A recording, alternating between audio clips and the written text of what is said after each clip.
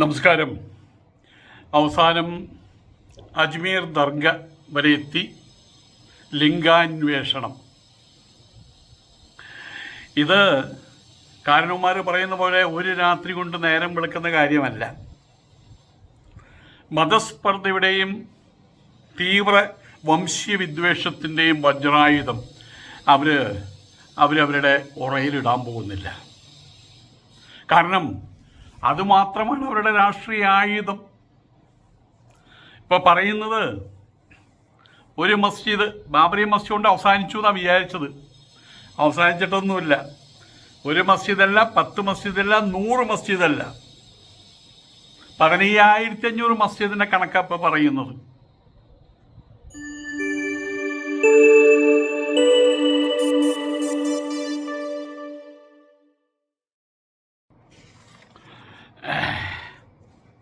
Ajmer Dargah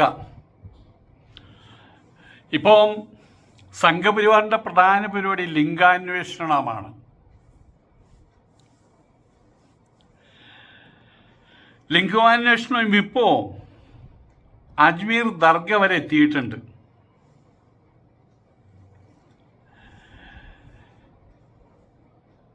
Saudi അറേബ്യയിലെ മക്കയിലിരിക്കുന്നത് പോലും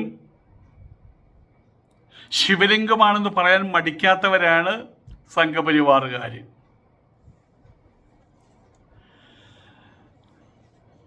അങ്ങനെയുള്ള ആളുകൾ ഇവിടെയുള്ള മുസ്ലിം ദേവാലയങ്ങളിൽ ലിംഗാന്വേഷണം നടത്തിക്കഴിഞ്ഞാൽ അത്ഭുതപ്പെടേണ്ടതില്ല. ഇതിവിടം കൊണ്ട് അവസാനിക്കാൻ പോകുന്ന കാര്യവുമല്ല. അവരുടെ ഉദ്ദേശ്യം അൾട്ടിമേറ്റ്ലി ആത്യന്തികമായിട്ട്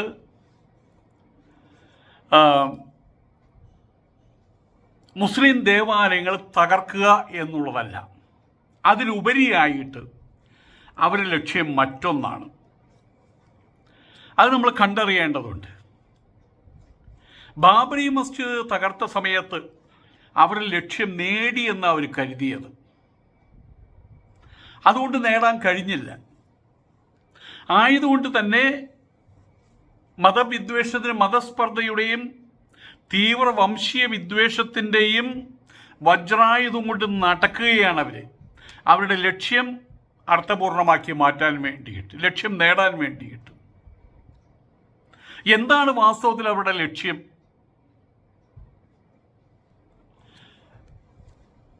ഇപ്പോൾ ഇവിടെ സംഭാൽ സംഭവമുണ്ടായി. ജുമാ മസ്ജിദ് അത് കൽക്കി ക്ഷേത്രമാണെന്ന് ഇവിടെ ചില കാര്യങ്ങൾ പറയുമ്പോൾ ചിലർക്ക് പൊള്ളും. ആദ്യമുണ്ടായ പുരാണം ഭാഗവത പുരാണം എന്നാണ് പറയുന്നത്.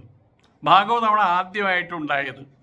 വ്യാസൻ വളരെ ദുഃഖിതനായിട്ടിരിക്കുന്ന സമയത്ത്, എന്താണ് ദുഃഖമെന്ന് ചോദിച്ച സമയത്ത് അങ്ങനെ പോകുന്നു അതിൻ്റെ കാര്യങ്ങളൊക്കെ.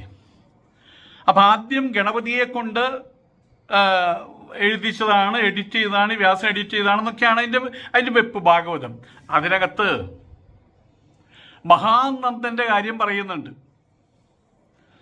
നന്ദരാജാവ് മഹാനന്ദൻ മൗര്യ ചന്ദ്രഗുപ്ത മൗര്യനെ പരാജയപ്പെടുത്തി അയാളെ തൂത്തെറിഞ്ഞ് അവസാനം ചന്ദ്രഗുപ്ത മൗര്യൻ്റെ ഒപ്പം കൂടിയ വിഷ്ണുഗുപ്തൻ എന്ന് പറയുന്ന ദക്ഷിണേന്ത്യക്കാരനെന്നാണ് പറയുന്നത്. ചാണക്യൻ, ചണകവംശത്തിൽപ്പെട്ടയാൾ, അദ്ദേഹം കൂട്ടുചേർന്ന് അദ്ദേഹത്തിൻ്റെ ബുദ്ധി കൊണ്ട് അദ്ദേഹം ചന്ദ്രഗുപ്ത മൗര്യനെ വീണ്ടും ചക്രവർത്തിയാക്കി മാറ്റി. ഈ കഥ ഭാഗവതത്തിലുണ്ടെങ്കിൽ, ഈ ഒരു കഥ ഭാഗവതത്തിലുണ്ടെങ്കിൽ, ഭാഗവതം എപ്പോഴാണ് ഉണ്ടായത്? എപ്പോഴാണ് ഭാഗവത പുരാണം ആവിർഭവിച്ചത്? ചൈതന്യ മഹാപ്രഭുവിൻ്റെ കാലഘട്ടത്തിൽ കൗള സമ്പ്രദായം അദ്ദേഹത്തിൻ്റെ ആ ഭാഗത്ത്, ഒറീസ, ബീഹാർ, ബംഗാൾ ഭാഗത്ത് കൗള സമ്പ്രദായം, കാളി സമ്പ്രദായം വൈഷ്ണവ സമ്പ്രദായത്തിൻ്റെ മേലെ കയറിയ സമയത്ത് വൈഷ്ണവ സമ്പ്രദായത്തിനകത്ത് ചില പരിപാടികൾ ഒപ്പിച്ചു വെച്ചതിനും പ്രകാരമാണ് ഈ ദശാവതാരയ്ക്ക് അങ്ങനെ ഉണ്ടാകുന്നത്. ആ കാലഘട്ടത്തിലൊക്കെയാണ് പുരാണങ്ങൾ ഉണ്ടാകുന്നത്. ഭാഗവത പുരാണം എഴുതിയത് വാമദേവൻ എന്ന് പറഞ്ഞ ഒരാളാണ്. വ്യാസനൊന്നുമല്ല, ബൊപ്പദേവൻ നായരുടെ പേര്. ഗീതഗോവിന്ദം എഴുതിയ ജയദേവ കവിയുടെ ജ്യേഷ്ഠനോ അനുജനോ മറ്റോ ആണ് അദ്ദേഹം. അതൊരു പുതു സംസ്കൃതമാണ് അതിനകത്തുള്ളത്, പഴയ സംസ്കൃതമല്ല. അപ്പം അതിനകത്ത് ഈ കാര്യങ്ങൾ എഴുതി വച്ചിട്ടുണ്ട്. മറ്റേ നമ്മളുടെ മഹാനന്ദൻ്റെ ചന്ദ്രഗുപ്ത മൗര്യൻ്റെ കാര്യവും ചാണക്യൻ്റെ കാര്യവും ആ പുരാണ സംബന്ധിയായിട്ടുള്ള കാര്യങ്ങളിലാണ് ഈ കൽക്കി വരുന്നത്. ഈ കൽക്കിയുടെ ക്ഷേത്രം ഇപ്പോൾ പറയുന്നത്, കൽക്കി എന്ന് പറഞ്ഞ മറ്റേ ദശാവതാരം അതിൽ പെട്ടതാണ് ഇന്നത്യാദി കാര്യങ്ങൾ. ഈ ദശാവതാര സംബന്ധിയായിട്ടുള്ള കാര്യങ്ങൾ വേദങ്ങളിൽ എവിടെയുമില്ല, ഭഗവത്ഗീതയിൽ പറഞ്ഞിട്ടില്ല, വേദാന്തത്തിൽ ഉപനിഷത്തിൽ എവിടെയും പറഞ്ഞിട്ടില്ല. അതൊക്കെ നല്ല നമ്മളുടെ മറ്റേ എന്തായാലും പറയുക, നമ്മളുടെ രഞ്ജിത്തൊക്കെ ഇല്ലേ, സിനിമ എഴുതുന്ന രഞ്ജി പണിക്കർ, അങ്ങനെയുള്ള ആൾക്കാർ തിരക്കഥ എഴുതില്ലേ, അതുപോലെ ഏതോ മിടുക്കന്മാർ എഴുതി വെച്ച തിരക്കഥയാണ് ഈ ദശാവതാരം കോപ്പും കാര്യങ്ങളൊക്കെ. അന്ന് ചൈതന്യ മഹാപ്രഭുവിൻ്റെ കാലഘട്ടത്തിലെ വൈഷ്ണവ സമ്പ്രദായത്തെ ഒന്നുകൂടി അതിനെ ഡെക്കറേറ്റ് ചെയ്ത് അവതരിപ്പിക്കാൻ വേണ്ടിയിട്ടാണ് ഈ പരിപാടികളൊക്കെ ഒപ്പിച്ചു വെച്ചത്. അതിനകത്ത് പറയുന്നത് വേദാന്തമല്ല, അതിനകത്ത് പറയുന്നത് വിശിഷ്ടാദ്വൈതവാദമാണ്. ഈശ്വരൻ എവിടെയോ ഇരിക്കുന്നു, അതിൻ്റെ അംശങ്ങളാണ് ഇവിടെയുള്ള എല്ലാ മനുഷ്യന്മാർ, ഞാനടക്കം എല്ലാവരും. നമ്മൾ എന്നിട്ട് അവിടെ ചെന്ന് പ്രാപിക്കണം എന്നിത്യാദി കാര്യങ്ങളാണ് പറയുന്നത്. അല്പത്തരമാണ് അതിനകത്ത് മുഴുവൻ പറയുന്നത് ഭാഗവതത്തിനകത്ത്. ആ ഭാഗവതമാണ് ഇപ്പോൾ വിഴുകിക്കൊണ്ടിരിക്കുന്നത്. അതിലാണ് ഈ കൽക്കിയുടെ കാര്യമൊക്കെയും പറയുന്നത്. കൽക്കി ഉണ്ടാകാൻ പോകുന്നത് ശംഭാല എന്ന് പറഞ്ഞ സ്ഥലത്താണ്. അതാണ് സംഭാൽ എന്ന് പറയുന്നത്.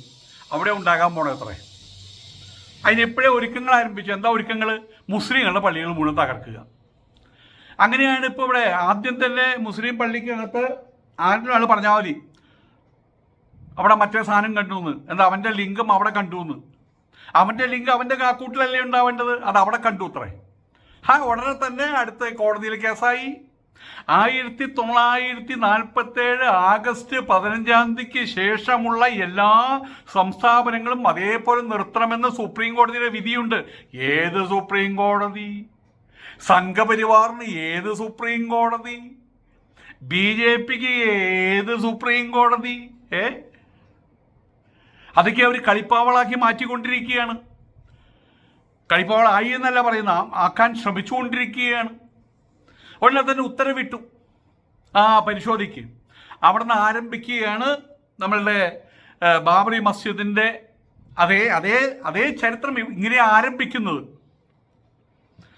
പരിശോധിച്ച് തുടങ്ങിക്കഴിഞ്ഞാൽ പിന്നെ it will take another 14 years പരിശോധന അവസാനിക്കാൻ. അതിൻ്റെ ലഹളാ പ്രശ്നങ്ങൾ അടി തല്ലത്. ഇപ്പോൾ സംഭാൽ എന്ന് പറഞ്ഞ സ്ഥലത്ത് 5 പേര് വെടികൊണ്ട് മരിച്ചു. ഇപ്പോൾ പുതിയ ന്യൂസിൽ 6 പേരെന്ന് പറയുന്നുണ്ട്. 5 പേര് വെടികൊണ്ട് മരിച്ചിട്ടുണ്ടെങ്കിൽ കുറേ എണ്ണം ജീവശവങ്ങളായിട്ട് മാറിയിട്ടുണ്ടാവും, അത് വേറെ കാര്യം. ഗ്യാൻവാപി കാശിയിൽ അവിടെയുണ്ട് ലിംഗം, ഒരു ലിംഗം അവിടെ കിടക്കുന്നത്. എത്ര ലിംഗമാണ് എൻ്റെ ദൈവമേ യുവന്മാർക്ക് അറിയില്ല. അവിടെയുണ്ട് ലിംഗം എന്നാണ് പറയുന്നത്, ശിവലിംഗം. UP കാശിയിൽ, ബനാറസിൽ, വാരണാസിയിൽ, ഇതൊക്കെയും ഇതിൻ്റെ ഗ്യാൻവാപി നിൽക്കുന്ന സ്ഥലത്തിൻ്റെ പല പേരുകളാണ് കേട്ടോ. ഈദ്ഗാഹ് മധുര, അവിടെ ശ്രീകൃഷ്ണ ജന്മസ്ഥലം അവിടെയാണ്, UP എല്ലാം UP ബാബറി മസ്ജിദ് എല്ലാത്തിനും മേലെയാണ് ബാബറി മസ്ജിദ്. ഇനി കേരളത്തിൻ്റെ ഇതിൻ്റെ അലയൊലികൾ സൃഷ്ടിക്കാൻ കേരളത്തിൽ ശ്രമം നടക്കുന്നുണ്ടോ?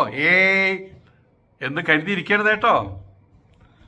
ഒരു കർഷണരാജോ ഒരു കുഷ്ഠരോഗിയുണ്ട്, വക്കീല, അവൻ പലതും ചൂണ്ടിക്കാണിച്ചിട്ടുണ്ട്. അർത്തുങ്കൽ പള്ളി ഞങ്ങൾ പൊളിക്കും, പാലയൂര് പള്ളി ഞങ്ങൾ പൊളിക്കും, തൃശ്ശൂർ പള്ളി ഞങ്ങൾ പൊളിക്കും, ഏത് പള്ളി പൊളിച്ചാലും ലൂർദ് പള്ളി പൊളിക്കില്ല, കാരണം അത് ഞങ്ങളുടെ സ്വന്തം പള്ളിയാണ്. നമ്മുടെ ചെമ്പുകോഴി അദ്ദേഹത്തിന് വിജയം സമ്മാനിച്ച ആൾ അവിടെ ഇരിക്കുന്നത്, അത് ഞങ്ങൾ പൊളിക്കില്ല. ഏതായാലും ഇവിടെ കേരളത്തിൻ്റെ ഇതിൻ്റെ അലയൊലികളുണ്ട്. BJP വിജയിക്കണമെങ്കിൽ ഇങ്ങനെയുള്ള ഇടപെടലുകൾ, അവരുടെ പ്രധാനപ്പെട്ട ആയുധം, അപ്രധാനപ്പെട്ട ആയുധം, എല്ലാ ആയുധവും മതസ്പർദ്ധ. ജാതി സ്പർദ്ധ, അതിതീവ്രമായിട്ടുള്ള വംശീയ വിദ്വേഷം, അതല്ലാണ്ട് അവർക്ക് എന്താ ഉള്ളത്? അതല്ലാണ്ട് വേറെ എന്താ ഉള്ളത്? ഞങ്ങൾ സ്വാതന്ത്ര്യ സമര കാലഘട്ടത്തിൽ എന്ന് പറയാൻ വല്ലതും അവർക്കുണ്ടോ? കേരളത്തിലെ ചരിത്രത്തിൽ അവർക്ക് എന്താ പങ്കുള്ളത്? അതുകൊണ്ട് അവരുടെ ഒരേ ഒരു ആയുധം എന്താണ്? ഈ മതസ്പർദ്ധയും കാര്യങ്ങളും അത് മാത്രമാണ്. പിന്നെ പച്ചത്തറി ഗുണ്ടായിസം, തല്ല്, അടി, ഇതൊക്കെയാണ് അവരുടെ, വേറെ ഒന്നുമില്ലല്ലോ. അത് അവർ തുറന്നുകൊണ്ടിരിക്കുമെന്ന് സാരം. ഇവിടെ ഈ പള്ളികളുടെ മേലെ കയറുന്നതും തൊട്ടതിനും പിടിച്ചതിനും മുസ്ലിങ്ങളെ അവഹേളിക്കുന്ന എന്തിനു വേണ്ടിയിട്ടാണ്? തൊട്ടടുത്ത സ്ഥലം, ചില ആൾക്ക് അങ്ങനെയുണ്ട്, ഞാൻ താമസിക്കുന്ന തൊട്ടടുത്ത സ്ഥലം എനിക്ക് കിട്ടിയാൽ കൊള്ളാമെന്നുണ്ട്, അയാളോട്ട് പോകില്ല. അപ്പം അയാളോട് ഞാൻ ചോദിച്ചു, നിങ്ങൾ ഈ സ്ഥലം വിൽക്കുന്നുണ്ട് എന്നോട് പറഞ്ഞു കേട്ടോ. എന്ത് ഞങ്ങൾ വിൽക്കുന്നൊന്നുമില്ലല്ലോ. ഞങ്ങൾ വിൽക്കൊന്നുമില്ല. അപ്പം അത് പോയി, സാമം പോയി, വിൽക്കുന്നുണ്ട് എനിക്ക് തരണം കേട്ടോ. അത് വിൽക്കാൻ പോകണില്ല. പിന്നെ പറയും, നിങ്ങളത് വിൽക്കാൻ തന്നെ എത്ര രൂപ വേണം ഞാൻ കൂടുതൽ തരാം കേട്ടോ, നിങ്ങൾ ഉദ്ദേശിക്കുന്ന കൂടുതൽ തരാം. ഞങ്ങൾ വിൽക്കുന്നില്ല പോലെ. അപ്പം സാമവും പോയി, ദാനവും പോയി. ഭേദം നിങ്ങളിവിടുന്ന് പോവാൻ നല്ലത്. കാരണം ഇപ്പം ഈ തെരുവിൽ മുഴുവൻ ഇപ്പം ഹിന്ദുക്കളാണ് ഉള്ളത്, നിങ്ങൾ മാത്രമാണ് ഹിന്ദു അല്ലാത്തത്. അത് പിന്നീടേക്ക് ദോഷം ചെയ്യാനുള്ള സാധ്യതയുണ്ട്. എന്ത് ദോഷം? ഇവിടെ പിന്നെ പോലീസും കോടതി പിന്നെ വെറുതെയാ. അപ്പോൾ അതും പോയി. സാമധാനം, ഭേദം. പിന്നെയാണ് ദണ്ഡമെടുക്കുന്നത്. പല രൂപത്തിലും പല ഭാവത്തിലും അവർ നേരിട്ട് ദ്രോഹിക്കുക. അവസാനം ഗതി കെടുന്ന സമയത്ത് അവർ ഒഴിഞ്ഞു പോകുമ്പോൾ അത് നമുക്ക് കൈവശമാകും. ഇതാണ് ഇവിടെ ഇന്ത്യയിലുള്ള മുസ്ലിങ്ങളെ നിങ്ങൾ ഇന്ത്യക്കാരല്ല, ആ ഒരു ഭാവം അവരുടെ മനസ്സിൽ നിറച്ചു വെക്കുകയാണ്. നിങ്ങൾ ഇന്ത്യയുടെ പാർശ്വങ്ങളിലേക്ക് മാറിപ്പോകേണ്ടവരാ, അല്ല ഇന്ത്യയിൽ നിന്ന് പൊക്കോ. അതുകൊണ്ടാണ് എന്ത് പറഞ്ഞാലും നിങ്ങൾ പാകിസ്ഥാനിൽ പോയിക്കോ, നിങ്ങൾ പാകിസ്ഥാനിൽ പോയിക്കോ എന്ന് പറയുന്നത്. അതൊരു തരം മാനസികമായ ട്രീറ്റ്മെൻ്റ്, ഒരു മെൻ്റൽ ട്രീറ്റ്മെൻ്റാണത്. ഞങ്ങൾ ഈ നാട്ടുകാരല്ല എന്നുള്ളൊരു ബോധം അവരിൽ വരുത്തി വയ്ക്കുക, ആ ഒരു കറ അവരുടെ മനസ്സിൽ എപ്പോഴും ഉണ്ടാക്കി വയ്ക്കുക. അതാണ് ഇവരുടെ പ്രധാന പരിപാടികൾ. ഇവിടെ നമ്മളൊരു കാര്യം മനസ്സിലാക്കുന്നു വേണ്ടത്, ഇവരുടെ പ്രോബ്ലം ദാറ്റ് ഈസ് ഫണ്ടമെൻ്റൽ. അത് നമുക്ക് മാറ്റി വയ്ക്കാൻ പറ്റില്ല. ഇവരുടെ പ്രോബ്ലം ഹിന്ദുത്വവാദികളുടെ അന്തരംഗത്തിലെ കാലുഷ്യം, അത് എടുത്തു കളയാൻ പറ്റില്ല. അത് ഇൻഹെറൻ്റാണ്, അത് ജന്മജമാണത്, ജന്മസിദ്ധമാണത്. ഇസ്ലാമോഫോബിയ അത് അവരിൽ നിന്ന് തുടച്ചു മാറ്റി കളയാൻ പറ്റില്ല. യഥാർത്ഥത്തിൽ ഇതൊരു ഹിന്ദു മുസ്ലിം പ്രശ്നമല്ല, ഇത് ഹിന്ദുത്വവാദി മുസ്ലിം പ്രശ്നമാണ്. കാലങ്ങളായിട്ട് തുടങ്ങി വെച്ച ഹിന്ദുത്വവാദത്തിൻ്റെ രാഷ്ട്രീയ പ്രരൂപമാണിത്. അതാണ് BJP. ഇവരെ സംബന്ധിച്ചിടത്തോളം മുസ്ലിങ്ങൾ മാത്രമല്ല അവർക്കെതിര്, ക്രിസ്ത്യാനികൾ മാത്രമല്ല അവർക്കെതിര്, കമ്മ്യൂണിസ്റ്റുകാർ മാത്രമല്ല എതിര്. BJPയുടെ കൊടിയും പിടിച്ച് എന്തായാലും പറയുക, മറ്റേ ജയ് ശ്രീരാം വിളിക്കാത്ത എല്ലാ ഹിന്ദുക്കളും ഇവരുടെ ശത്രുക്കളാണ്. എല്ലാ വർഗത്തിലുള്ളവരും ഇവരെ ശത്രുക്കളാണ്. സന്യാസിമാർ മുഴുവൻ ഇവരെ ശത്രുക്കളാണ്. സന്യാസിമാരെ കണ്ടുകൂടെ ഇവർക്ക്. ഞാൻ ഓർത്തു പോകുന്നത് ജർമ്മനിയിലുള്ള നാസി പാർട്ടി, അത് വളരെ തീവ്ര വലതുപക്ഷ ഒരു ചിന്താഗതി അവർക്കുണ്ടായിരുന്നത്. Nationalist, socialist, German workers party ഒരു പാർട്ടി ഉണ്ടായിരുന്നു. അതാണ് പിന്നെ നാസി ആയത്. അവർക്കുണ്ടായിരുന്നത് കപടശാസ്ത്രപരമായിട്ടുള്ള വംശീയമായിട്ടുള്ള സിദ്ധാന്തങ്ങൾ അവർക്കുണ്ടായിരുന്നത്. ഞങ്ങളാണ് ഉത്തമന്മാർ, ലോക സമൂഹത്തിൽ ഞങ്ങളാണ് അഗ്രിമസ്ഥാനം വഹിക്കേണ്ടവർ, ബാക്കി എല്ലാവരും അവരന്മാരാണ്, ഞങ്ങളാണ് ആര്യവംശജർ. അതാണ് അവരുടെ ചിന്താ പദ്ധതി. അതാണ് പിന്നീട് ഹിറ്റ്ലറെ സൃഷ്ടിച്ചത്. അതാണ് പിന്നെ കോൺസെൻട്രേഷൻ ക്യാമ്പുകൾ സൃഷ്ടിച്ചത്. വലുതായിട്ടുള്ള വംശീയ ഹത്യ, ലോകം ഇതുവരെ കണ്ടതെന്ന് വെച്ചാൽ ഏറ്റവും വലിയ വംശീയ ഹത്യയും സൃഷ്ടിച്ചത് ഈ മാനസിക നിലയാണ്. ഇന്ന് നമ്മുടെ ഇന്ത്യയുടെ പോക്കും എന്തു തോന്നുന്നു? അതേ വഴിയിലൂടെ ഇന്ത്യയുടെയും പോക്ക്. ഒരു സത്യം ഞാൻ പറയാം, ബാബറി മസ്ജിദ് തകർത്തപ്പോൾ സംഘപരിവാർ ആഗ്രഹിച്ചത് ഒരു ബാബറി മസ്ജിദിന്റെ തകർച്ചയായിരുന്നില്ല, മറിച്ച് മുസ്ലിം സമഷ്ടി മനസ്സിൻ്റെ തകർച്ചയാണ് അവർ ആഗ്രഹിച്ചത്. പരിപൂർണമായിട്ട് അവരുടെ മനസ്സിലൊരു ഡിപ്രഷൻ ഉണ്ടാക്കി വയ്ക്കുക, ആ മനസ്സിൻ്റെ അവരുടെ ഉഷ്ണഭാവങ്ങളെ സപ്രസ് ചെയ്ത് കളയുക, അതുണ്ടാകേണ്ടതായിരുന്നു. പക്ഷേ അടക്കമുള്ള ഒതുക്കമുള്ള അവരുടെ നേതൃത്വം, ആ നേതൃത്വത്തിൻ്റെ മനസ്സ്, അവരുടേത് ആ മനസ്സ് വെച്ചുള്ള അവരുടെ പ്രവർത്തനം, ബുദ്ധി കൊണ്ടുള്ള പ്രവർത്തനം കാരണം കൊണ്ട് അവരാ ദുഃഖം പരിപൂർണമായിട്ട് അള്ളാഹുവിലേക്ക് പകർന്ന് ആശ്വസിച്ചു. എല്ലാം അള്ളാഹുവിൻ്റെ തീരുമാനം ആയതുകൊണ്ട് തന്നെ ലക്ഷ്യം നേടാൻ കഴിയാത്തതിനുള്ള നിരാശ സംഘപരിവാറികളിൽ അവശേഷിച്ചു. ഒറ്റടി കൊണ്ട് പാമ്പ് ചത്തില്ല എന്നർത്ഥം. ഇന്നിപ്പോ അച്ഛൻ്റെ തോളത്തിരിക്കുന്ന കുട്ടിയാണ് BJP. രാഷ്ട്രീയമായിട്ടാണ് പറയുന്നത്. കഴിഞ്ഞ തെരഞ്ഞെടുപ്പ്, പാർലമെന്റ് തെരഞ്ഞെടുപ്പിൽ അവരുടെ ഏറ്റവും വലിയ ആശയവും ഞങ്ങൾക്ക് കേവല ഭൂരിപക്ഷം കിട്ടുമെന്നുള്ളതാണ്. അടച്ചിട്ട് മുറികൾക്കായി അകത്തിരുന്നുകൊണ്ട് ഞാനും എൻ്റെ സ്വന്തം അമിത്ഷായും കൂടി എടുക്കുന്ന തീരുമാനമാണ് ഇന്ത്യയുടെ ഭാഗധേയം നിർണയിക്കുക. അതൊരു മോഹമായിരുന്നു, അത് സാധിച്ചില്ല. ഇന്ന് വടി കുത്തിപ്പിടിച്ച് നടക്കുകയാണ്. ചന്ദ്രബാബു നായിഡു എന്ന വടി, അപ്പുറത്ത് ബീഹാറിലെ മുഖ്യമന്ത്രിയുടെ വടി, ഇപ്പോൾ മറ്റേ എന്തായാലും പറയുക മഹാരാഷ്ട്രയിൽ വന്നപ്പോൾ അവിടെയും മറ്റു പലരോടൊപ്പം അവരുടെ തോളത്ത് കയറ്റി നടക്കാനേ പറ്റൂ. അപ്പോഴും നട്ടൽ നിവർത്തി നടക്കാൻ അവിടെയും പറ്റില്ല. എന്ത് ചെയ്യുമ്പോഴും അവരോടും ഒരു ചോദ്യം ചോദിക്കണം. അത് BJPക്കാർ പഠിച്ച കാര്യമല്ല. പ്രത്യേകിച്ചും നരേന്ദ്രമോദി അത് പഠിച്ച കാര്യമല്ല. അയാളെ സംബന്ധിച്ചിടത്തോളം അയാൾ ഈ കക്കൂസയിലിരിക്കുമ്പോൾ കക്കൂസയിൽ എടുത്തു വെക്കുന്ന തീരുമാനമാണ് ഇന്ത്യയുടെ ഭാഗധേയം നിർണ്ണയിക്കേണ്ടത് എന്നാണ് അയാളുടെ മോഹം. അത് നടന്നില്ല. ആയതുകൊണ്ട് തന്നെ ഈ ഇലക്ഷൻ കഴിഞ്ഞതോടുകൂടി കൂടുതൽ ഉശിരോട് കൂടിയിട്ട് അവർ തങ്ങളുടെ വജ്രായുധം കയ്യിലെടുത്തിരിക്കുകയാണ്. ഞാൻ എന്താ പറഞ്ഞു വരുന്നത്? അജ്മീർ ദർഗയുടെ കാര്യമാണ് പറഞ്ഞു വന്നത്. അത് നിങ്ങളെല്ലാം കേട്ട കാര്യമല്ലേ. അജ്മീർ ദർഗയിൽ ഞങ്ങളുടെ ലിങ്ക് ഇരിക്കുന്നുണ്ട്. അതുകൊണ്ട് അത് അവിടെ പരിശോധന വേണം, തല്ലിപ്പൊളിക്കണം, അതാണ് കാര്യം. പക്ഷേ ഞാൻ പറയുന്നത് ഇതിൻ്റെയൊക്കെയും പുറകിലുള്ള മാനസികാവസ്ഥയെക്കുറിച്ചാണ് ഞാൻ പറയുന്നത്. സംഭാലിലൊരു പ്രശ്നം ഉണ്ടാകുമ്പോൾ അയ്യോ സംഭാലിലെ പ്രശ്നം, അത് തീരുമ്പോഴേക്കും അടുത്ത പ്രശ്നം. അലോസരമുണ്ടാക്കുകയാണ് അവർ. മുസ്ലിങ്ങളെ സുഖമായിട്ട് ഉറങ്ങാൻ അനുവദിക്കില്ല, അതാണ് ഒരു പ്രധാന ലക്ഷ്യം. ആയതുകൊണ്ട് തന്നെ മതസ്പർദ്ധയുടെയും തീവ്ര വംശീയ വിദ്വേഷത്തിൻ്റെയും വജ്രായുധം അതവർ വീണ്ടും അതവർ ഉറയിലിട്ടിട്ടില്ല, അതുകൊണ്ട് നടക്കുകയാണ് അവർക്ക്. വേറെ ഒരു ആയുധവും അവരുടെ കയ്യിലില്ല. ഈ രാജ്യത്തിന് സർവ്വതോമുഖമായിട്ടുള്ള അഭ്യുന്നതിക്ക് വേണ്ടി ഇനി എന്ത് ചെയ്യാം അതിനെക്കുറിച്ച് അവർ ചിന്തിക്കുന്നതേ ഇല്ല. ഈ ശിവലിംഗം തെരഞ്ഞുള്ള പോക്ക്, ഈ ഗതികെട്ട പോക്ക് ലോകമെമ്പാടും മൂക്കത്ത് വിരൽ വയ്ക്കുകയാണ്. ഇന്ത്യ എങ്ങനെ ഇങ്ങനെയായി എന്ന് ചോദിച്ചുകൊണ്ട്. ഒരു കാര്യം ഉറപ്പാണ്, ഒരു മസ്ജിദ് കൊണ്ടോ 10 മസ്ജിദ് കൊണ്ടോ 100 മസ്ജിദ് കൊണ്ടോ ഇത് അവസാനിക്കില്ല. അവരുടെ കണക്ക് പ്രകാരം 15,500 മറ്റോ മസ്ജിദുകളുടെ കണക്കുണ്ട് അത്ര.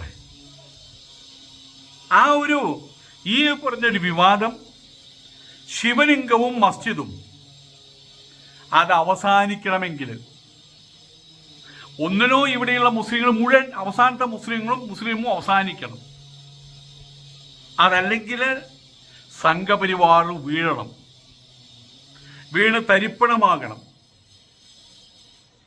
അല്ലെങ്കിൽ ഈ കഥ ഇങ്ങനെ തുടർന്നുകൊണ്ടിരിക്കുമെന്ന സാരം. MP-മാർ, മുസ്ലിം ലീഗിൻ്റെ MP-മാർ സംഭാലിലൊരു സംഭവം ഉണ്ടായപ്പോൾ അങ്ങോട്ട് പോയി അവരെ ആശ്വസിപ്പിക്കാൻ.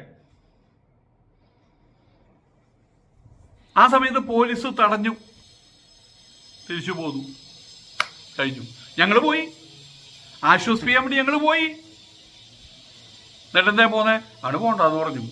അപ്പം എന്താണ്? അവിടെ പോന്നു.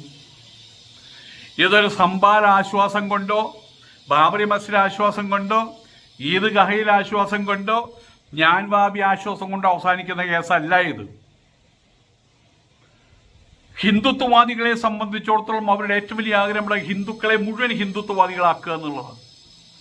അതിനവർ കണ്ടുവച്ച വഴികളാണ് മതസ്പർദ്ധയുടെ, തീവ്ര ഇടതുപക്ഷ വംശീയതയുടെ ആ ആയുധം കൊണ്ട് വീശി നടക്കൽ. അത് അവസാനിക്കില്ല. അടിസ്ഥാനപരമായിട്ടുള്ള മാറ്റങ്ങളാണ് ഉണ്ടാകേണ്ടത്. അതെപ്പോൾ ഉണ്ടാകും, എങ്ങനെ ഉണ്ടാകും, അത് ദൈവത്തിന് മാത്രമേ അറിയുള്ളൂ. ഏതായാലും ഇപ്പോൾ നടക്കുന്ന ഈ മസ്ജിദ് ധ്വംസന പരിപാടികൾ അതിങ്ങനെ തുടരും, ഒരു നീണ്ട കഥ പോലെ. എല്ലാ മനുഷ്യർക്കും ഒരു ശനിദശയുണ്ട്, കണ്ടകശനിയുമുണ്ട്. രാജ്യങ്ങൾക്കുമുണ്ട്, സംസ്ഥാപനങ്ങൾക്കുമുണ്ട്. കമ്പനികൾക്ക് കണ്ടകശനിയുണ്ട്. മറ്റേ കമ്പനികളിൽ കമ്പനി ലോസ് ആയിട്ട് ഓടുമ്പോൾ അവർ ജ്യോതിഷിയെ വിളിച്ചു നോക്കുമ്പോൾ കമ്പനി കണ്ടകശനിയുടെ കാലഘട്ടമാണ്. അടുത്ത വർഷം ഫെബ്രുവരി 31 നോക്കിയാൽ മതി എന്ന് പറയും അവരങ്ങനെ. അടുത്ത വർഷം ഫെബ്രുവരി 31. അപ്പോൾ ഇതുപോലെ രാഷ്ട്രത്തിനുമുണ്ട് കണ്ടകശനി. ആ കണ്ടകശനിയുടെ മൂർധന്യാവസ്ഥയിലാണ് ഈ രാഷ്ട്രം. കണ്ടകശനി മാറാൻ വേണ്ടി പ്രാർത്ഥിക്കാം. നമസ്കാരം.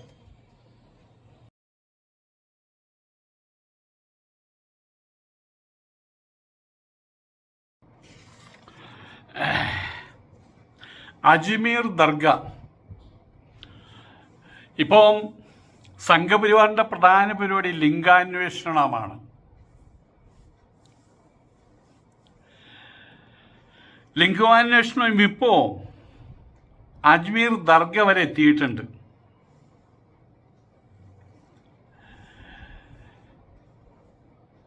സൗദി അറേബ്യയിലെ മക്കയിലിരിക്കുന്നത് പോലും ശിവലിംഗമാണെന്ന് പറയാൻ മടിക്കാത്തവരാണ് സംഘപരിവാറുകാർ.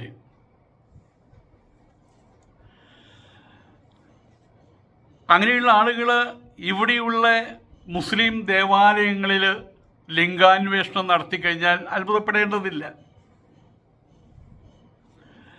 ഇതിവിടം കൊണ്ട് അവസാനിക്കാൻ പോകുന്ന കാര്യവുമല്ല. അവരുടെ ഉദ്ദേശ്യം അൾട്ടിമേറ്റ്ലി ആത്യന്തികമായിട്ട്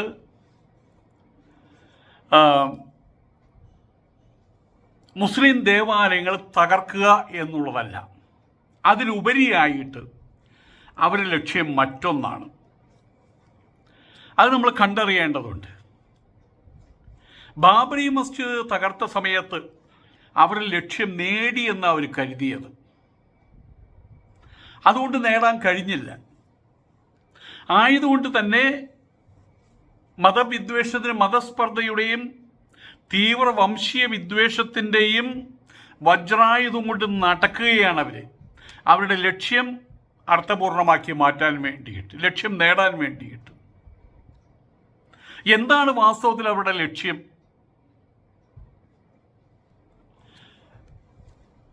ഇപ്പോൾ ഇവിടെ സംഭാൽ സംഭവമുണ്ടായി. ജുമാ മസ്ജിദ് അത് കൽക്കി ക്ഷേത്രമാണെന്ന് ഇവിടെ ചില കാര്യങ്ങൾ പറയുമ്പോൾ ചിലർക്ക് പൊള്ളും. ആദ്യമുണ്ടായ പുരാണം ഭാഗവത പുരാണം എന്നാണ് പറയുന്നത്. ഭാഗവതം അവിടെ ആദ്യമായിട്ടുണ്ടായത്. വ്യാസൻ വളരെ ദുഃഖിതനായിട്ടിരിക്കുന്ന സമയത്ത്, എന്താണ് ദുഃഖമെന്ന് ചോദിച്ച സമയത്ത് അങ്ങനെ പോകുന്നു അതിൻ്റെ കാര്യങ്ങളൊക്കെ. അപ്പം ആദ്യം ഗണപതിയെ കൊണ്ട് എഴുതിച്ചതാണ്, എഡിറ്റ് ചെയ്തതാണ്, വ്യാസം എഡിറ്റ് ചെയ്തതാണെന്നൊക്കെയാണ് അതിൻ്റെ വെപ്പ് ഭാഗവതം. അതിനകത്ത് മഹാനന്ദൻ്റെ കാര്യം പറയുന്നുണ്ട്. നന്ദരാജാവ് മഹാനന്ദൻ മൗര്യ ചന്ദ്രഗുപ്ത മൗര്യനെ പരാജയപ്പെടുത്തി അയാളെ തൂത്തെറിഞ്ഞ് അവസാനം ചന്ദ്രഗുപ്ത മൗര്യൻ്റെ ഒപ്പം കൂടിയ വിഷ്ണുഗുപ്തൻ എന്ന് പറയുന്ന ദക്ഷിണേന്ത്യക്കാരനെന്നാണ് പറയുന്നത്. ചാണക്യൻ, ചണകവംശത്തിൽപ്പെട്ടയാൾ, അദ്ദേഹം കൂട്ടുചേർന്ന് അദ്ദേഹത്തിൻ്റെ ബുദ്ധി കൊണ്ട് അദ്ദേഹം ചന്ദ്രഗുപ്ത മൗര്യനെ വീണ്ടും ചക്രവർത്തിയാക്കി മാറ്റി. ഈ കഥ ഭാഗവതത്തിലുണ്ടെങ്കിൽ ഈ ഒരു കഥ ഭാഗവതത്തിലുണ്ടെങ്കിൽ ഭാഗവതം എപ്പോഴാണ് ഉണ്ടായത്? എപ്പോഴാണ് ഭാഗവത പുരാണം ആവിർഭവിച്ചത്? ചൈതന്യ മഹാപ്രഭുവിൻ്റെ കാലഘട്ടത്തിൽ കൗള സമ്പ്രദായം അദ്ദേഹത്തിൻ്റെ ആ ഭാഗത്ത് ഒറീസ, ബീഹാർ, ബംഗാൾ ഭാഗത്ത് കൗള സമ്പ്രദായം, കാളി സമ്പ്രദായം വൈഷ്ണവ സമ്പ്രദായത്തിൻ്റെ മേലെ കയറിയ സമയത്ത് വൈഷ്ണവ സമ്പ്രദായത്തിനകത്ത് ചില പരിപാടികൾ ഒപ്പിച്ചു വെച്ചതിനും പ്രകാരമാണ് ഈ ദശാവതാരയ്ക്ക് അങ്ങനെ ഉണ്ടാകുന്നത്. ആ കാലഘട്ടത്തിലൊക്കെയാണ് പുരാണങ്ങൾ ഉണ്ടാകുന്നത്. ഭാഗവത പുരാണം എഴുതിയത് വാമദേവൻ എന്ന് പറഞ്ഞൊരാളാണ്, വ്യാസനൊന്നുമല്ല. ബൊപ്പദേവൻ എന്നയാളുടെ പേര്. ഗീതഗോവിന്ദം എഴുതിയ ജയദേവ കവിയുടെ ജ്യേഷ്ഠനോ അനുജനോ മറ്റോ ആണ് അദ്ദേഹം. അതൊരു പുതു സംസ്കൃതമാണ് അതിനകത്തുള്ളത്, പഴയ സംസ്കൃതമല്ല. അപ്പം അതിനകത്ത് ഈ കാര്യങ്ങൾ എഴുതി വച്ചിട്ടുണ്ട്. മറ്റേ നമ്മളുടെ മഹാനന്ദൻ്റെ, ചന്ദ്രഗുപ്ത മൗര്യൻ്റെ കാര്യവും ചാണക്യൻ്റെ കാര്യവും. ആ പുരാണ സംബന്ധിയായിട്ടുള്ള കാര്യങ്ങളിലാണ് ഈ കൽക്കി വരുന്നത്. ഈ കൽക്കിയുടെ ക്ഷേത്രം ഇപ്പോൾ പറഞ്ഞത് കൽക്കി എന്ന് പറഞ്ഞ മറ്റേ ദശാവതാരം അതിൽ പെട്ടതാണ് ഇന്നത്യാദി കാര്യങ്ങൾ. ഈ ദശാവതാര സംബന്ധിയായിട്ടുള്ള കാര്യങ്ങൾ വേദങ്ങളിൽ എവിടെയുമില്ല,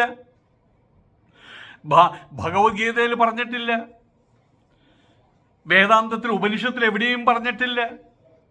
അതൊക്കെ നല്ല നമ്മളുടെ മറ്റേ എന്താണ് പറയുക, നമ്മളുടെ രഞ്ജിത്തൊക്കെ ഇല്ലേ, സിനിമ എഴുതുന്ന രഞ്ജി പണിക്കർ, അങ്ങനെയുള്ള ആൾക്കാർ തിരക്കഥ എഴുതില്ലേ, അതുപോലെ ഏതോ മിടുക്കന്മാർ എഴുതി വെച്ച തിരക്കഥയാണ് ഈ ദശാവതാരം, കോപ്പും കാര്യങ്ങളൊക്കെ. അന്ന് ചൈതന്യ മഹാപ്രഭുവിൻ്റെ കാലഘട്ടത്തിലെ വൈഷ്ണവ സമ്പ്രദായത്തെ ഒന്നുകൂടി അതിനെ ഡെക്കറേറ്റ് ചെയ്ത് അവതരിപ്പിക്കാൻ വേണ്ടിയിട്ടാണ് ഈ പരിപാടികളൊക്കെ ഒപ്പിച്ചു വെച്ചത്. അതിനകത്ത് പറയുന്നത് വേദാന്തമല്ല, അതിനകത്ത് പറയുന്നത് വിശിഷ്ടാദ്വൈതവാദമാണ്. ഈശ്വരൻ എവിടെയോ ഇരിക്കുന്നു, അതിൻ്റെ അംശങ്ങളാണ് ഇവിടെയുള്ള എല്ലാ മനുഷ്യന്മാർ, ഞാനടക്കം എല്ലാവരും. നമ്മൾ എന്നിട്ട് അവിടെ ചെന്ന് പ്രാപിക്കണം എന്നിത്യാദി കാര്യങ്ങളാണ് പറയുന്നത്. അല്പത്തരമാണ് അതിനകത്ത് മുഴുവൻ പറയുന്നത് ഭാഗവതത്തിനകത്ത്. ആ ഭാഗവതമാണ് ഇപ്പോൾ വിഴുകിക്കൊണ്ടിരിക്കുന്നത്. അതിലാണ് ഈ കൽക്കിയുടെ കാര്യമൊക്കെയും പറയുന്നത്. കൽക്കി ഉണ്ടാകാൻ പോകുന്നത് ശംഭാല എന്ന് പറഞ്ഞ സ്ഥലത്താണ്. അതാണ് സംഭാൽ എന്ന് പറയുന്നത്. അവിടെ ഉണ്ടാകാൻ പോണത് അത്രേ. അതിനെപ്പോഴേ ഒരുക്കങ്ങൾ ആരംഭിച്ചു. എന്താ ഒരുക്കങ്ങൾ? മുസ്ലിങ്ങളുടെ പള്ളികൾ മുഴുവൻ തകർക്കുക. അങ്ങനെയാണ് ഇപ്പോൾ ഇവിടെ. ആദ്യം തന്നെ മുസ്ലിം പള്ളിക്കകത്ത് ആരൊരാൾ പറഞ്ഞാൽ മതി, അവിടെ മറ്റേ സാധനം കണ്ടു എന്ന്, എന്താ അവൻ്റെ ലിംഗം അവിടെ കണ്ടു എന്ന്. അവൻ്റെ ലിംഗം അവൻ്റെ കാക്കൂട്ടിലല്ലേ ഉണ്ടാവേണ്ടത്, അത് അവിടെ കണ്ടു അത്രേ. ഉടനെ തന്നെ അടുത്ത കോടതിയിൽ കേസായി. 1947 ആഗസ്റ്റ് 15 ശേഷമുള്ള എല്ലാ സംസ്ഥാപനങ്ങളും അതേപോലെ നിർത്തണമെന്ന് സുപ്രീം കോടതിയുടെ വിധിയുണ്ട്. ഏത് സുപ്രീം കോടതി? സംഘപരിവാറിന് ഏത് സുപ്രീം കോടതി? BJPക്ക് ഏത് സുപ്രീം കോടതി? അതൊക്കെ അവർ കളിപ്പാവളാക്കി മാറ്റിക്കൊണ്ടിരിക്കുകയാണ്. കളിപ്പാവളായി എന്നല്ല പറയുന്ന, ആക്കാൻ ശ്രമിച്ചുകൊണ്ടിരിക്കുകയാണ്. ഉടനെ തന്നെ ഉത്തരവിട്ടു, പരിശോധിക്ക്. അവിടെ നിന്ന് ആരംഭിക്കുകയാണ് നമ്മളുടെ ബാബറി മസ്ജിദിൻ്റെ അതേ ചരിത്രം ഇങ്ങനെ ആരംഭിക്കുന്നത്. പരിശോധിച്ച് തുടങ്ങിക്കഴിഞ്ഞാൽ പിന്നെ തുടങ്ങാവുന്ന it will take another 14 years പരിശോധന അവസാനിക്കാൻ. അതിൻ്റെ ലഹളാ പ്രശ്നങ്ങൾ അടി തല്ലത്. ഇപ്പോൾ സംഭാൽ എന്ന് പറഞ്ഞ സ്ഥലത്ത് 5 പേര് വെടികൊണ്ട് മരിച്ചു. ഇപ്പോൾ പുതിയ ന്യൂസിൽ 6 പേരെന്ന് പറയുന്നുണ്ട്. 5 പേര് വെടികൊണ്ട് മരിച്ചിട്ടുണ്ടെങ്കിൽ കുറേ എണ്ണം ജീവശവങ്ങളായിട്ട് മാറിയിട്ടുണ്ടാവും. അത് വേറെ കാര്യം. ഗ്യാൻവാപി കാശിയിൽ അവിടെയുണ്ട് ലിംഗം, ഒരു ലിംഗം അവിടെ കിടക്കുന്നത്. എത്ര ലിംഗമാണ് എൻ്റെ ദൈവമേ യുവന്മാർക്ക് അറിയില്ല. അവിടെയുണ്ട് ലിംഗം എന്നാണ് പറയുന്നത്, ശിവലിംഗം. UP കാശിയിൽ, ബനാറസിൽ, വാരണാസിയിൽ, ഇതൊക്കെയും ഇതിൻ്റെ ഗ്യാൻവാപി നിൽക്കുന്ന സ്ഥലത്തിൻ്റെ പല പേരുകളാണ് കേട്ടോ. ഈദ്ഗാഹ് മധുര, അവിടെ ശ്രീകൃഷ്ണ ജന്മസ്ഥലം അവിടെയാണ്, UP എല്ലാം UP ബാബറി മസ്ജിദ് എല്ലാത്തിനും മേലെയാണ് ബാബറി മസ്ജിദ്. ഇനി കേരളത്തിൻ്റെ ഇതിൻ്റെ അലയൊലികൾ സൃഷ്ടിക്കാൻ കേരളത്തിൽ ശ്രമം നടക്കുന്നുണ്ടോ? എന്ന് കരുതിയിരിക്കരുത് കേട്ടോ. ഒരു കർഷണരാജോ ഒരു കുഷ്ഠരോഗിയുണ്ട്, വക്കീല. അവൻ പലതും ചൂണ്ടിക്കാണിച്ചിട്ടുണ്ട്. അർത്തുങ്കൽ പള്ളി ഞങ്ങൾ പൊളിക്കും, പാലയൂര് പള്ളി ഞങ്ങൾ പൊളിക്കും, തൃശ്ശൂർ പള്ളി ഞങ്ങൾ പൊളിക്കും, ഏത് പള്ളി പൊളിച്ചാലും ലൂർദ് പള്ളി പൊളിക്കില്ല, കാരണം അത് ഞങ്ങളുടെ സ്വന്തം പള്ളിയാണ്. നമ്മുടെ ചെമ്പുകോഴി അദ്ദേഹത്തിന് വിജയം സമ്മാനിച്ച ആൾ അവിടെ ഇരിക്കുന്നത്, അത് ഞങ്ങൾ പൊളിക്കില്ല. ഏതായാലും ഇവിടെ കേരളത്തിൻ്റെ ഇതിൻ്റെ അലയൊലികളുണ്ട്. BJP വിജയിക്കണമെങ്കിൽ ഇങ്ങനെയുള്ള ഇടപെടലുകൾ, അവരുടെ പ്രധാനപ്പെട്ട ആയുധം, അപ്രധാനപ്പെട്ട ആയുധം, എല്ലാ ആയുധവും മതസ്പർദ്ധ, ജാതിസ്പർദ്ധ, അതിതീവ്രമായിട്ടുള്ള വംശീയ വിദ്വേഷം. അതല്ലാണ്ട് അവർക്ക് എന്താ ഉള്ളത്? അതല്ലാണ്ട് വേറെ എന്താ ഉള്ളത്? ഞങ്ങൾ സ്വാതന്ത്ര്യ സമര കാലഘട്ടത്തിൽ എന്ന് പറയാൻ വല്ലതും അവർക്കുണ്ടോ? കേരളത്തിലെ ചരിത്രത്തിൽ അവർക്ക് എന്താ പങ്കുള്ളത്? അതുകൊണ്ട് അവരുടെ ഒരേ ഒരു ആയുധം എന്താണ്? ഈ മതസ്പർദ്ധയും കാര്യങ്ങളും, അത് മാത്രമാണ്. പിന്നെ പച്ചത്തറി, ഗുണ്ടായിസം, തല്ല്, അടി, ഇതൊക്കെയാണ് അവരുടെ, വേറെ ഒന്നുമില്ലല്ലോ. അത് അവർ തുറന്നുകൊണ്ടിരിക്കുമെന്ന് സാരം. ഇവിടെ ഈ പള്ളികളുടെ മേലെ കയറുന്നതും തൊട്ടതിനും പിടിച്ചതിനും മുസ്ലിങ്ങളെ അവഹേളിക്കുന്ന എന്തിനു വേണ്ടിയിട്ടാണ്? തൊട്ടടുത്ത സ്ഥലം, ചില ആൾക്ക് അങ്ങനെയുണ്ട്, ഞാൻ താമസിക്കുന്ന തൊട്ടടുത്ത സ്ഥലം എനിക്ക് കിട്ടിയാൽ കൊള്ളാമെന്നുണ്ട്, അയാളോട്ട് പോകില്ല. അപ്പം അയാളോട് ഞാൻ ചോദിച്ചു, നിങ്ങൾ ഈ സ്ഥലം വിൽക്കുന്നുണ്ട് എന്നോട് പറഞ്ഞു കേട്ടോ. എന്ത് ഞങ്ങൾ വിൽക്കുന്നൊന്നുമില്ലല്ലോ. ഞങ്ങൾ വിൽക്കൊന്നുമില്ല. അപ്പം അത് പോയി, സാമം പോയി, വിൽക്കുന്നുണ്ട് എനിക്ക് തരണം കേട്ടോ. അത് വിൽക്കാൻ പോകണില്ല. പിന്നെ പറയും, നിങ്ങളത് വിൽക്കാൻ തന്നെ എത്ര രൂപ വേണം ഞാൻ കൂടുതൽ തരാം കേട്ടോ, നിങ്ങൾ ഉദ്ദേശിക്കുന്നത് കൂടുതൽ തരാം. ഞങ്ങൾ വിൽക്കുന്നില്ല പോലെ. അപ്പം സാമവും പോയി, ദാനവും പോയി. ഭേദം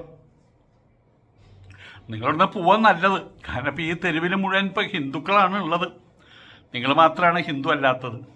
അത് പിന്നീടേക്ക് ദോഷം ചെയ്യാനുള്ള സാധ്യതയുണ്ട്. എന്ത് ദോഷം? ഇവിടെ പിന്നെ പോലീസും കോടതി പിന്നെ വെറുതെയാ. അപ്പോൾ അതും പോയി. സാമധാനം, ഭേദം. പിന്നെയാണ് ദണ്ഡമെടുക്കുന്നത്. പല രൂപത്തിലും പല ഭാവത്തിലും അവർ നേരിട്ട് ദ്രോഹിക്കുക. അവസാനം ഗതി കെടുന്ന സമയത്ത് അവർ ഒഴിഞ്ഞു പോകുമ്പോൾ അത് നമുക്ക് കൈവശമാകും. ഇതാണ് ഇവിടെ ഇന്ത്യയിലുള്ള മുസ്ലിങ്ങളെ നിങ്ങൾ ഇന്ത്യക്കാരല്ല, ആ ഒരു ഭാവം അവരുടെ മനസ്സിൽ നിറച്ചു വെക്കുകയാണ്. നിങ്ങൾ ഇന്ത്യയുടെ പാർശ്വങ്ങളിലേക്ക് മാറിപ്പോകേണ്ടവരാ, അല്ല ഇന്ത്യയിൽ നിന്ന് പൊക്കോ. അതുകൊണ്ടാണ് എന്ത് പറഞ്ഞാലും നിങ്ങൾ പാകിസ്ഥാനിൽ പോയിക്കോ, നിങ്ങൾ പാകിസ്ഥാനിൽ പോയിക്കോ എന്ന് പറയുന്നത്. അതൊരു തരം മാനസികമായ ട്രീറ്റ്മെൻ്റ്, ഒരു മെൻ്റൽ ട്രീറ്റ്മെൻ്റാണത്.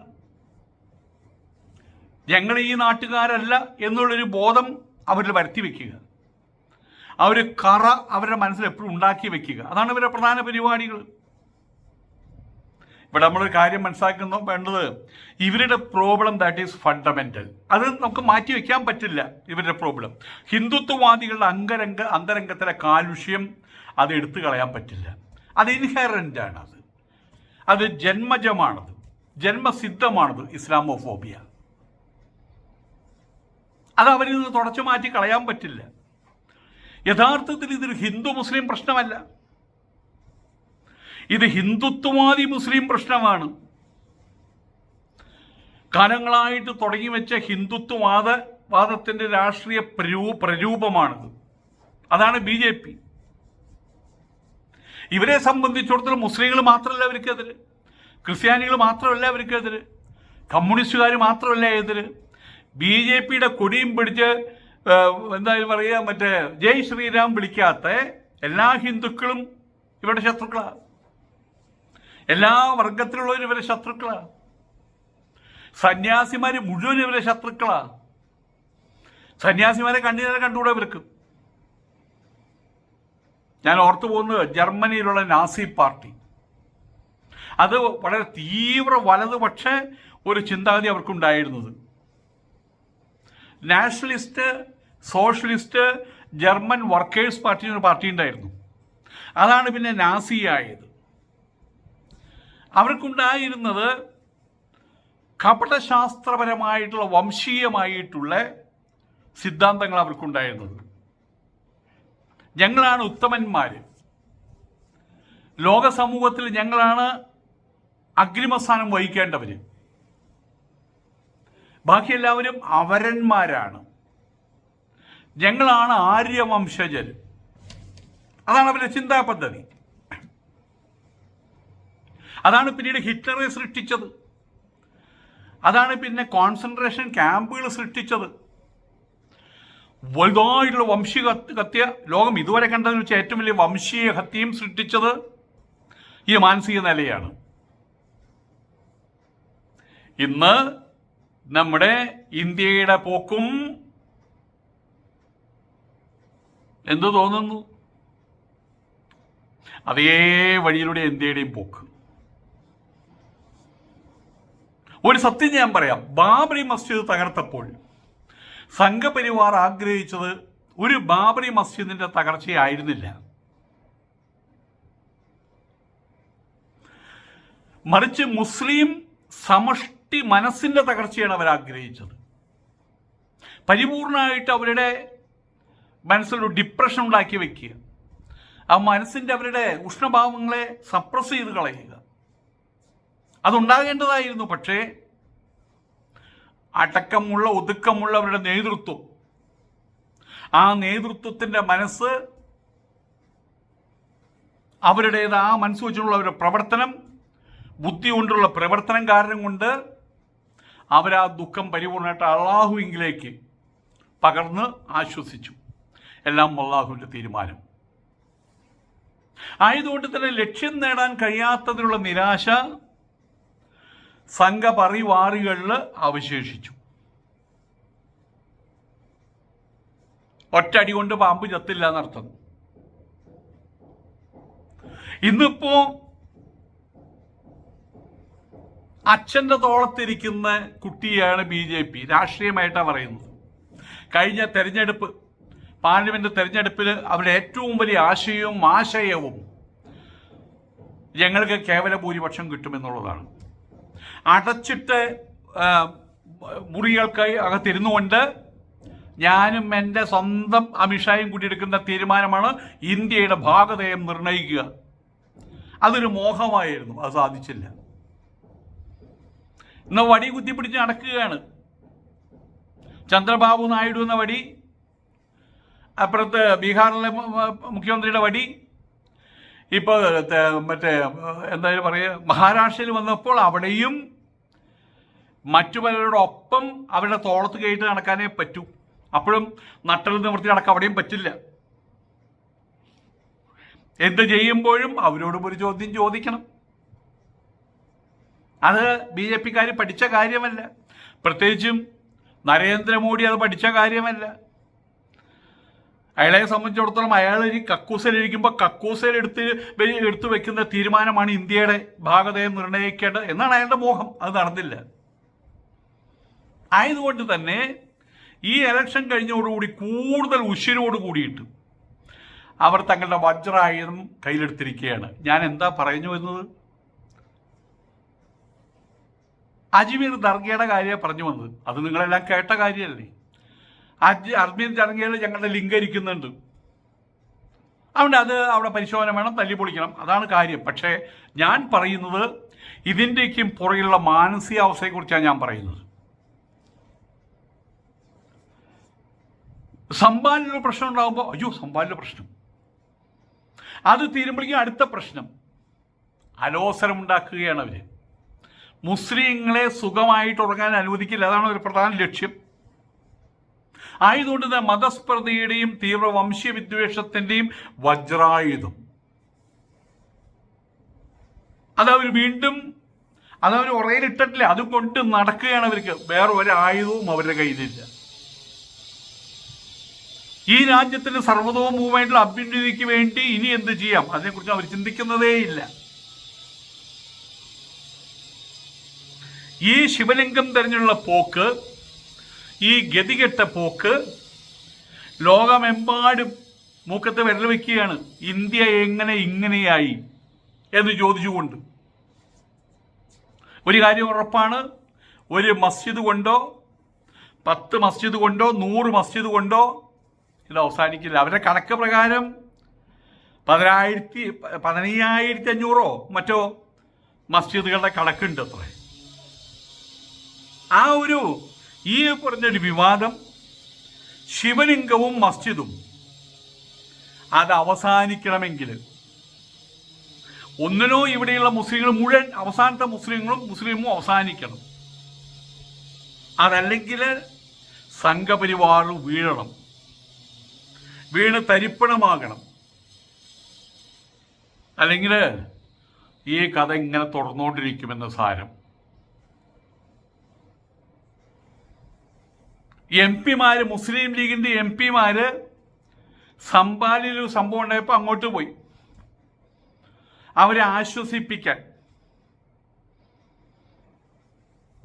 ആ സമയത്ത് പോലീസ് തടഞ്ഞു, തിരിച്ചു പോന്നു, കഴിഞ്ഞു. ഞങ്ങൾ പോയി ആശ്വസിപ്പിക്കാൻ വേണ്ടി ഞങ്ങൾ പോയി. എന്നിട്ടെന്താ പോന്നെ? അവിടെ പോകണ്ടെന്ന് പറഞ്ഞു. അപ്പം എന്താണ്? അവിടെ പോന്നു. ഇതൊരു സംഭാൽ ആശ്വാസം കൊണ്ടോ, ബാബറി മസ്ജിദ് ആശ്വാസം കൊണ്ടോ, ഈദ് ഗഹയിൽ ആശ്വാസം കൊണ്ടോ, ഞാൻ വാബി ആശ്വാസം കൊണ്ടോ അവസാനിക്കുന്ന കേസല്ല ഇത്. ഹിന്ദുത്വവാദികളെ സംബന്ധിച്ചിടത്തോളം അവരുടെ ഏറ്റവും വലിയ ആഗ്രഹം ഹിന്ദുക്കളെ മുഴുവൻ ഹിന്ദുത്വവാദികളാക്കുക എന്നുള്ളതാണ്. അതിനവർ കണ്ടുവച്ച വഴികളാണ് മതസ്പർദ്ധയുടെ, തീവ്ര ഇടതുപക്ഷ വംശീയതയുടെ ആ ആയുധം കൊണ്ട് വീശി നടക്കൽ. അത് അവസാനിക്കില്ല. അടിസ്ഥാനപരമായിട്ടുള്ള മാറ്റങ്ങളാണ് ഉണ്ടാകേണ്ടത്.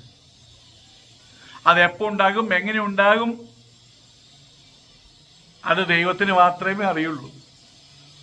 ഏതായാലും ഇപ്പോൾ നടക്കുന്ന ഈ മസ്ജിദ് ധ്വംസന പരിപാടികൾ അതിങ്ങനെ തുടരും, ഒരു നീണ്ട കഥ പോലെ.